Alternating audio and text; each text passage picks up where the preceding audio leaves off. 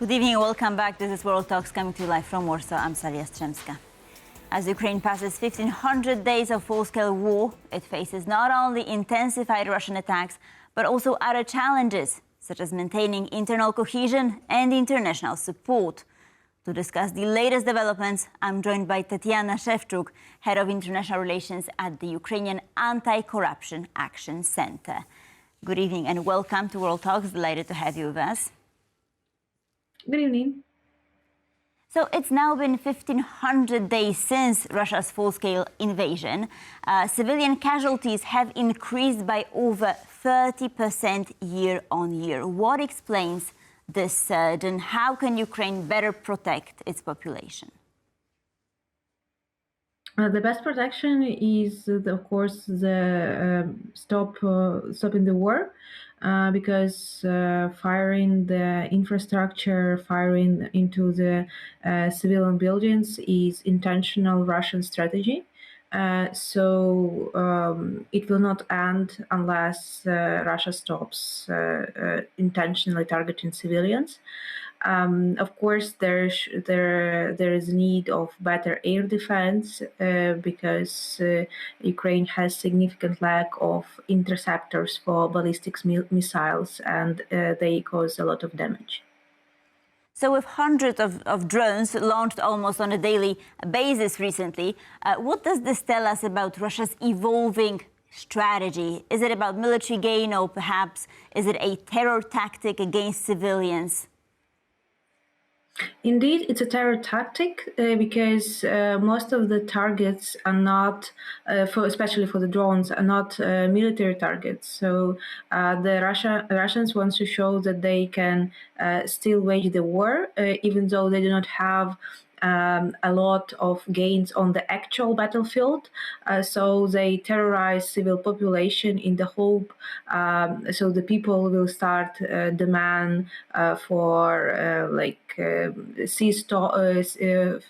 ceasefire or peace talks on any conditions. So the people will push the government, or that Ukrainian energy infrastructure would be fully destroyed, so Ukraine would not be able to continue with the economy. So there is no other purpose for this but to terror the population. So President Zelenskyy says the frontline situation is the best in 10 months. That's according to data from MI6, apparently. So how does that square with the scale of Russian attacks we're seeing right now? So actually, Ukraine has gains on the front lines. Currently, their initiative, I couldn't say that it's a strategical initiative, but on a lot of sections of the front line, the operational initiative is in Ukrainian military's hands. And slowly there are some gains, and Russian forces are losing ground. This is the result of a better integration of drone strategy, and there was Ukrainian military Ministry of Defense announced that they have intentional strategy to destroy as many Russian personnel as possible. So the Russian losses would be more than they recruit every month. So the target is 50,000 personnel killed or severely wounded on the battlefield, and Ukrainian forces report more than 30,000 in the last month. So basically this tactics is working, but unfortunately Russians do not want to admit that they do not have any initiative on the battlefield, so they tend to show that they can attack Ukraine on the rear and Ukrainian civilian population. But Tetiana, are we on a brink of a major Russian spring or summer offensive? Because Zelenskyy said that it was planned for March, yet those plans were disrupted. So if the Russians make such an attempt, is Ukraine prepared to withstand it? This is kind of a usual situation when the spring weather, the better weather conditions are used for advances, and Russians do want to use the better weather, and when there is not a lot of greenery yet, so they want to advance, and Ukrainian forces are well prepared and know this. It's very hard to make prognosis what will it lead to, but I would like to remind you that last year Russia said that they will take over fully Pokrovsk and will advance to take over entire Donetsk region, but it doesn't look like they advance in that pace they want to. So let's now turn to the Ukrainian tactic, as it appears to have changed as well. After a wave of strikes on Baltic ports such as Ust-Luga and now also Ufa in Russia, Russia's oil exports have dropped. How significant is this for Moscow's war economy? How painful? This is painful because Russians wanted to receive significant profits out of increase in oil prices because of the iron crisis. The oil prices skyrocketed, and Russia had perspectives of lifting sanctions. Partially, some sanctions were already lifted from the oil that was already in tankers, so they wanted to increase their exports, and estimates is that those attacks on Ust-Luga blocked like 20% of Russian exports for significant period of time. So hopefully they would not be able to receive more money from exporting oil that they will spend on the war effort. So is Ukraine successfully taking this fight beyond the battlefield by targeting Russia's energy infrastructure? Will we see more of this?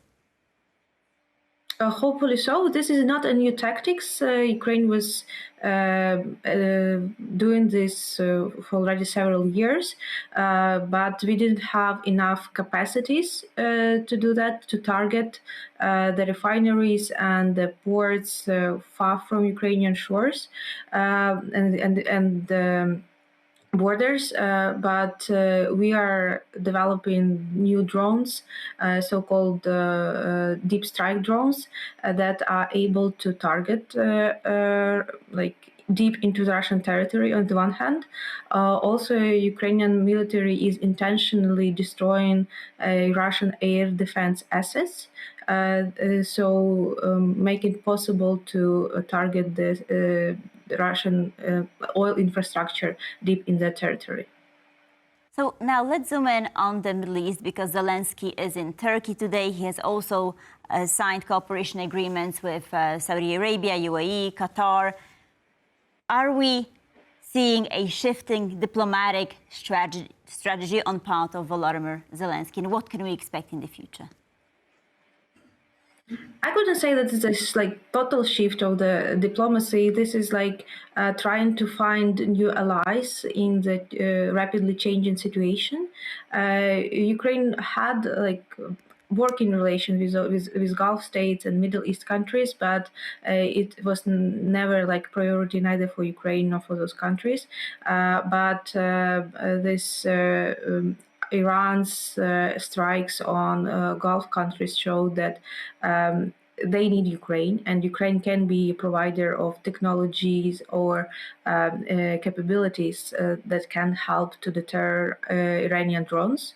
And Ukraine is ready to provide this because we see Iran as not like enemy of Ukraine, but Iranian drones were terrorizing Ukraine since 2023, and we, besides all this geopolitical thinking, what can we provide for new allies or where we can find new partners, Ukrainians also want to have some kind of retaliation to Iran because of killing of our civilians and destroying our energy infrastructure of all these years. So what can Ukraine get in return here from the Gulf countries and from Turkey? Most importantly for us right now is investment to our defense industry, because Ukraine is frankly speaking, number one developer of new drone technologies right now.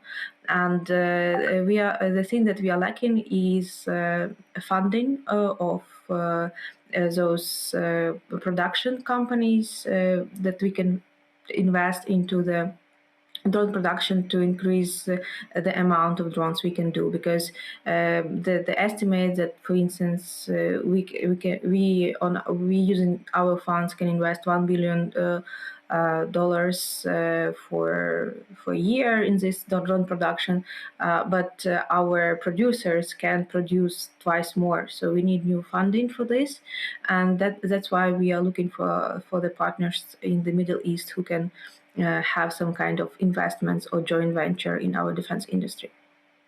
I must also ask you about Libya, because Ukraine reportedly has deployed 200 personnel to Western Libya to conduct strikes on Russian vessels. What do we know about this?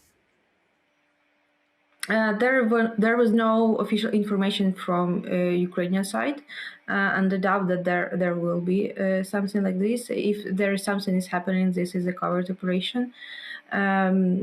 Definitely not to put into harm's way our troops that may be deployed there.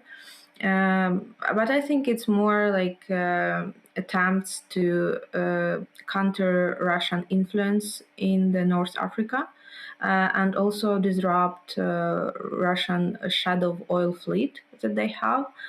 This is the part of Ukrainian strategy to limit Russian capacity to export oil in any way possible in any part of the globe that we can target.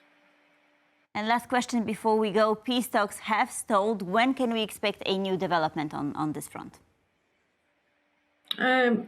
Frankly, it looks like there would be no new developments until Iranian crisis is over, or until Russia is sincere into attempt to do the ceasefire, because it was evident already for several months that this was like performance from Russian side. Pretending that they do negotiations, they didn't even like bring anything to the table to negotiate. So this was performance for President Trump to show him that Russia is doing something, and that they could blame Ukraine for not willing to commit to the conditions of the ceasefire Russia wanted to invoke on Ukraine. And until there would be a dire situation on the front line for Russians, or the economy will suffer significantly, there would be no real peace negotiations happening. Tetiana Shevchuk, thank you so very much for joining us this evening. Much appreciated.